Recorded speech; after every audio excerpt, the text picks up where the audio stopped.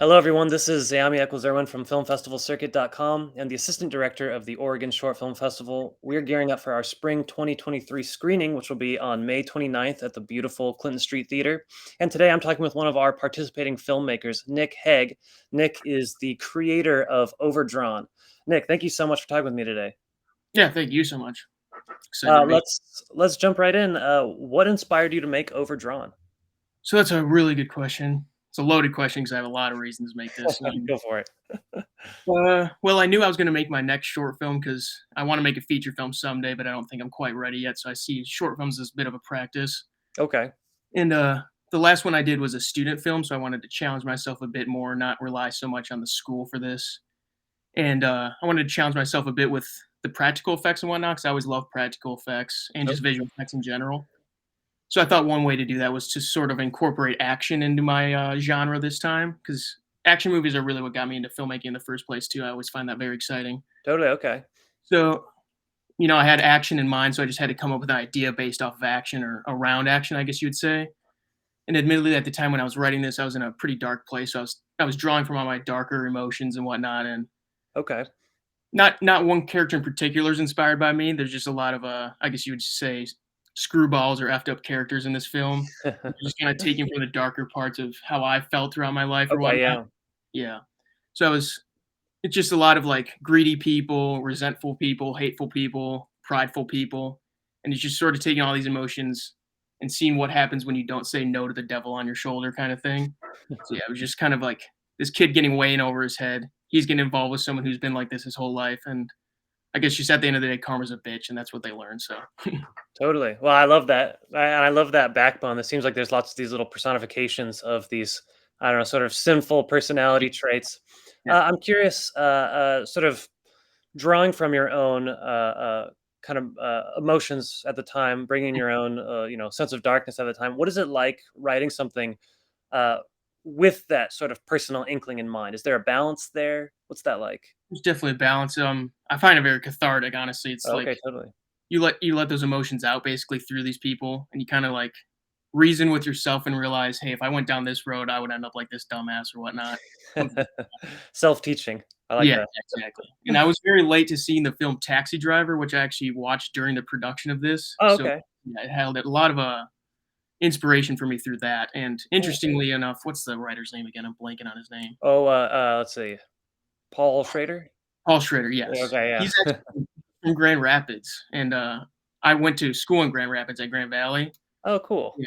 I was reading about how he was in a dark place when he first wrote that, and I believe it was the first thing he wrote. And he was sort of talking about how it took him only 2 weeks to write the thing, but he, like, forced himself to just sit at a desk with a loaded gun next to him and, like, either I'm gonna die or I'm gonna finish this thing, and it's just sort of Jesus. like yeah, I took that sort of mentality with this thing, to be honest. I love that. Well, it's definitely motivating to write, one of the Yeah, hardest things is to get started. So you wrote, directed, produced, seem to have hand in many aspects of this as it yeah. goes in independent film. What was that process like? What's that onset dynamic like when you're that involved? It was very intense for some situations. At the end of the day, like, I tried to ask for more help from some people, but I didn't necessarily have the money or the budget for that sort of thing. Right. And then schedules don't always work out, so I had to be my work sort of own art director and whatnot, and then take up a few roles in post production as well. So I like colored it in the end. I've never done coloring before, lots of things like that. But at the end of the day, I was happy to learn all that stuff. And then, yeah, there's some situations where I was like, I could use a whole art team behind me when I'm trying to blow blood through a tube through my actor's back or whatnot. Yeah, honestly, I like that situation a lot. It made it feel more gritty, and I think that helped for the overall film in the end. Absolutely, and I think the lighting, the practicals, they all look great. The sound design is very crisp. It seems like in post finishing it up, you guys really took a lot of care to make that polished. Oh yeah, I love getting really deep within the sound design because that's just like a whole nother element. If you don't have the sound there, then it's gonna feel very awkward. I love just Totally. that sort of thing. And shout out to my lighting guy, Adam Campos. He really came through with the lighting. That's like the one thing I'm really not strong at, or I doubt myself more in the lighting, and he came through and really was just like made exactly what I was picturing in my head. I was so happy with it. Excellent. Well, it is. I think great to collaborate and rely on the strengths Mm. of others as we're making independent films. You mentioned something very interesting before we got started on the interview. about that mantra with low budget films and Mhm. not taking itself too seriously, adding some comedy. Could you expand on that a little bit? Yeah, I mean, honestly, when I originally did start this idea, I pictured it much more serious, much more dark, and like, yeah, this I don't want to spoil anything, but this kid ends up killing someone on accident, I guess you would say. And then I realized, yeah, I could sprinkle comedy in there. It just comes out naturally when you're writing it. Then also, I picture like, not to name any names, but I've seen some student films that take themselves too seriously a lot of time, and you're just sitting in the audience and you're like, If you guys just didn't take yourself so seriously, you could have hit this really on the nail on the head." And like in reality, life isn't that serious. We're always kind of joking about things and whatnot. So that's how I see it too. Yeah, I don't know. Just a No, lot that's of a great point. yeah. And there is the certain dynamic between like early career and late career temperamentality. Some people Yeah, want to jump straight into that final yeah, Bergman mentality, but maybe they should ease yeah, into with something that's more of their age, a little more youthful, a little more comedic. exactly. And at the Um, same time, I'm not going to be. I mean, I have access to great directors, but I've never directed on that level. So I'm not going to be like directing Christian Bale to gain 300 pounds and give it a Oscar-winning performance or whatnot. So totally. yeah, Well, speaking about that, did you learn anything from this process? Did you take any new insights on filmmaking or directing or anything? yeah, I learned so much from this film. A lot of different things. God, what's the one thing? I guess at the end of the day, you got to realize like you're the director, and your crew and your cast are only going to go as far as you're going or as hard as you're going. So if you're Okay, not yeah. passionate about it, they're not going to be passionate about it. And like, yeah, there was times where I was a little overwhelmed, but I had to realize at the end of the day, it's coming down to me. So I got to get this situation knocked into shape, meet the deadlines, whatnot. I was also my own producer at the same time, so maybe that was a little bit of part of it. But Yeah. yeah, just trying to meet those deadlines and keep everyone happy. Not necessarily happy, but just on the same page, I guess you'd say. Totally. There's Well, even I think sorry, what's I that? well, that's a great insight and something that, we don't hear so much about is that, it is a key, a job of the director to, monitor, how people are doing on set. If it's tough, Right. if it's a late day and the director's not bringing it and bringing that energy, everyone's gonna sink down. So being Exactly. the sort of the guardian of the vibe of the set Yeah. is Yeah. important, and that's a great insight.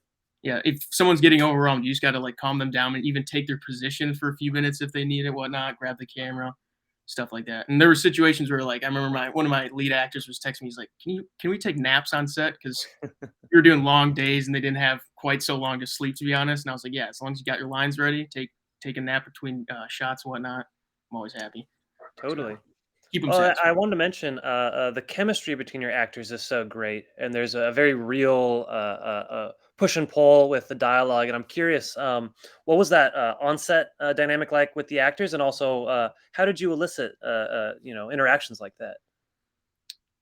That's a great question. I mean, it admittedly, at times, it did get a bit tense at times Mm, because Pete, the main actor for Private Johnson, he really just delves into his character. This guy was so into it. I love Pete so much. And I swear to God, I got a hotel. He's from Chicago, so I got a hotel for him to stay at. I don't know if he stayed at that hotel for one night because he was like saying he didn't sleep at all, and he was oh just so man, into his character. So I think he just really method acted with this that's one. awesome. Yeah. And then to go back to the last question as well, there's times where it got it bit heated between the two actors just because like scheduling differences at one point. Okay, Just had to like calm everyone down. Like, we're gonna get this film done. We're gonna get what we need to get done. Just like everybody calm down. And yeah, I think that just helped add because it was the two lead actors who were sort of bumping heads at one point. It was nothing dramatic, but they're just sort of bumping heads, and I think they're just getting into their characters a little too much. But at the end of the totally. day, it helped a lot. So yeah. Very interesting, and it's funny where when the chemistry on set seems the most, cooperative and friendly, there is sometimes a little bit of tension. Yeah, yeah. It's always the grittier films where people on set are having so much fun, which I think Yeah, is exactly. always It's not like, hilarious. And I'm sure it was fun to get splattered in blood and oh yeah. I feel so bad for Pete too because I splattered him in blood. He had to drive home after that, gosh, and I didn't imagine like. getting pulled over in that. Should Yeah, have been. I should have told him though, like, I'll get you a room just to get a shower real quick before you drive right. home. But yeah, he didn't complain. He was a great actor. No one complained. It was just a great set to be on. To be honest. Well, it's awesome, and it's a fantastic final product. You mentioned that you're working up to create a feature. What are you working on next? Have you started on that idea, or still working on shorts? So yeah, I've got a few ideas for feature. God, I'm like all over the place a little too much sometimes. There's one feature I wanna make about, kids discovering, like, a box of guns called Whoa. Kids with Guns, basically, pretty easy name. I think that's gonna be my first feature, but I still Okay. think I need to make one more short film because I once had a great professor who, like, told us we all need to make 3 short films before we make a feature film. I sort of agree with that philosophy because each short film, I think I'm getting more better as a director, and I'm honing in on more of my style so I can get that feature length style. And, like, if I just try to jump into a feature length, I'm not gonna be ready for it. Like, That makes sense. these days were long, and I had to learn a lot through my actors and how to direct them and whatnot and stuff like that. So, yeah, I got Okay. two ideas for my next short film. One of them, I will say, I want to film it in a Frank Lloyd Wright house. I don't know if you're familiar with that Oh, architect. yeah. Yeah, there's That might about cost a bit, but hey. yeah, yeah, exactly. But there are roughly 10 Frank Lloyd Wright houses around Michigan. Oh, So I'm like cool. sort of scouting those out right now, trying to bother people with some emails, see what I can do. Yeah, Yeah. if Well, I can, that brings me one more question I'm curious about. You seem to be maybe operating on some regional specificity. It seems like you're interested in exploring Michigan as a cinematic landscape. I think that's very interesting. I mean, shooting somewhere in Michigan, talking about Paul Schrader as a Grand Rapids a yeah, person. Does that enter into your design philosophy at all with these movies? I think definitely because I don't know if you noticed the restaurant that the movie starts in is Mr. Burger, and that's like a local Grand Rapids burger Oh, chain. okay. Yeah, it was like that was a big part of what I ate in college. So it's like Awesome. that's definitely a big inspiration from that. And to go back to the same professor I was just talking about, his name's Joel Petrikis. I don't know if you're familiar with him, but he's like a really great filmmaker. I look up to him a lot, and I used to be like same as everyone else. Like I'll move out to LA, I'll make it in Hollywood maybe. Right.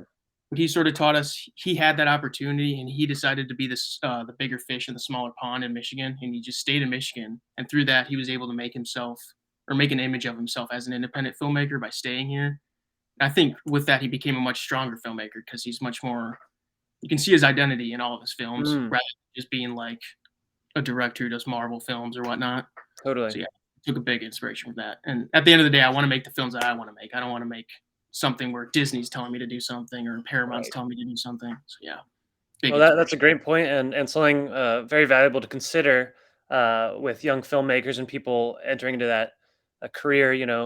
Do you choose LA where there's more opportunity, but you Mm, might be entered into just like more and more corporate style gigs, or do you right, stick around, explore the region that originally inspired you, and take your chances with that independent route? But I know I think it's very noble, and I'm always interested to see stuff that captures sort of a specific regional identity beyond right. just Santa Barbara or whatever. Yeah, that's a good point too. And yeah, Grand Rapids has such a like a Midwest in general has such a personality of its own. I think with Totally. these characters, you're tapping into a lot of people who grew up in the Midwest, low vitamin C, not enough sunlight, maybe stuff like that. I love that. Low vitamin C is a personality, a character trait. Yeah, yeah, Um, definitely. well, it seems like you have some great momentum here. You have lots of ideas. Is there anything else you'd like to add about Overdrawn? Um, Not really. I just hope people check it out. I hope they either love it or hate it. If you don't find anything about it, then I haven't done my job. So I hope I I at love least that. make you uncomfortable, at least make you laugh, something like that. Well, I think people are gonna love it. I'm very excited to put this on May 29th at the Clinton Street Theater. Nick, thank you so Awesome. much for talking to me. It's been a real pleasure. Yeah, yeah. Thank you. I'm excited to see you in person too. Yeah, see you there. Have a good one. You too.